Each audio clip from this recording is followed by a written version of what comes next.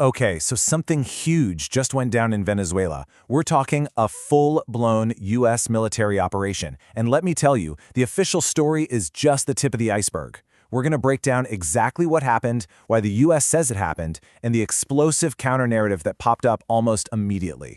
So picture this. It's 2 o'clock in the morning over Venezuela's capital, Caracas. The city's dark, it's quiet, and then, without any warning for the people below, everything just erupts. Residents were jolted awake by what was clearly a coordinated military strike. Explosions rocked the city, hitting military bases and key infrastructure, all while dozens of aircraft swarmed the skies. And then, just a few hours later, bam! This stunning announcement drops on Truth Social, straight from the U.S. president himself. The objective of the entire raid was suddenly crystal clear: the capture of Venezuela's head of state. All right, so let's get into the nuts and bolts of the operation itself. Its codename? Absolute Resolve. Now, this was not some small-scale raid. We're talking a massive, multi-branch operation. You've got over 150 aircraft providing air cover for a ground assault led by some of America's most elite units. Delta Force, the CIA, and even the FBI's hostage rescue team was on site to make the formal arrest. And, well, the mission was a success. Maduro and his wife were captured and immediately flown right out of the country. But an operation of this scale doesn't happen without a cost, a significant one. According to Venezuelan and Cuban officials, over 80 people were killed in the raid. And the Cuban government was very specific, reporting that 32 of its own military and security personnel were among the dead. So, in the hours that followed, the Trump administration rolled out its public justification for this whole thing, and it all centered on one very specific accusation. The official reason was narco-terrorism. The administration announced a brand new indictment against Maduro and his wife, which actually superseded a similar one from 2020. The charge? That they were conspiring to flood the United States with cocaine. And look, this wasn't some snap decision. You can see the breadcrumbs leading right up to it. It was really the culmination of years of mounting pressure. You have the 2020 indictment. Then in 2025, the administration designates Venezuelan gangs as foreign terrorist organizations. Then comes a secret order authorizing military force. The raid itself was carefully framed not as an act of war, but as a law enforcement action. The wording is key.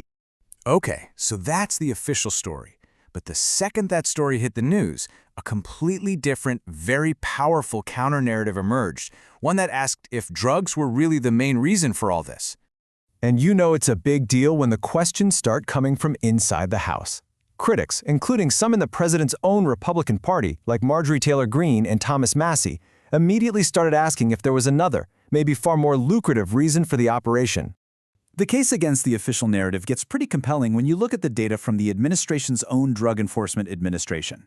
Their 2025 threat assessment clearly identifies Mexico and China as the main sources of fentanyl, which is the drug that's really driving the U.S. overdose crisis. Venezuela, by contrast, is mostly just a transit hub for cocaine. So if it wasn't just about drugs, what was it? Well, critics didn't have to look far for another motive. They pointed to past statements from President Trump himself, where he pretty explicitly connected a potential takeover of Venezuela with controlling its oil. And here is the crucial point, the one that changes everything. Venezuela has the single largest proven oil reserve in the entire world, more than Saudi Arabia, more than Canada, more than anyone. As you can imagine, the aftermath of the raid kicked off a deeply divided and, frankly, chaotic situation, both inside Venezuela and all around the world. The reaction was immediate and completely polarized. On one side, you had Venezuelan communities in places like Florida and Colombia celebrating in the streets. On the other, you had protests erupting in Caracas and across the U.S., calling it an illegal imperialist action. Back in Venezuela, the opposition saw an opening, while what was left of the government, led by Vice President Delcy Rodriguez, called the act a kidnapping. The global community was just as split. Key U.S. rivals like Russia and China, and even allies like France, condemned the attack. Others, like Argentina and Israel, praised it. The United Nations just expressed deep concern over the whole thing, creating a whole new web of diplomatic tensions. And Trump's statement about what the U.S. would do next only poured gasoline on the fire. His declaration that the U.S. would, quote, run the country, suggested a potential occupation, which set off alarm bells for anyone who feared this was all just prelude to seizing Venezuela's natural resources. You know, this whole event brings up a much bigger question, one that historians and economists have been debating for decades: the theory of imperial overstretch. So what is imperial overstretch? It's this idea that a great power can spread itself too thin, militarily, financially, politically. It takes on so many commitments abroad that they become impossible to sustain, and that can actually lead to its own decline. An academic paper that analyzed the 2003 Iraq War gives us a really useful framework here. And analysts are already drawing a straight line between this operation and the Iraq War. In both cases, you had these very optimistic assumptions about post-war control and using oil money to pay for reconstruction. But the reality in Venezuela, just like it was in Iraq, is way more complex.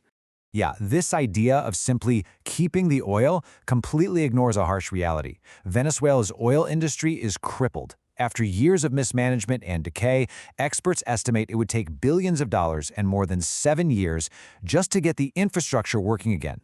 And this all leads to a classic economic problem known as the guns and butter dilemma.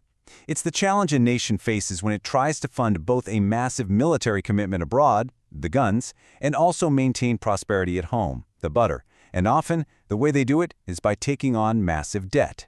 So, the military operation in Venezuela might be over, but the economic and political fallout has really just begun. It leaves the United States and the world with a question that has defined the rise and fall of empires throughout history. At what point does the cost of projecting power abroad become too high a price to pay at home?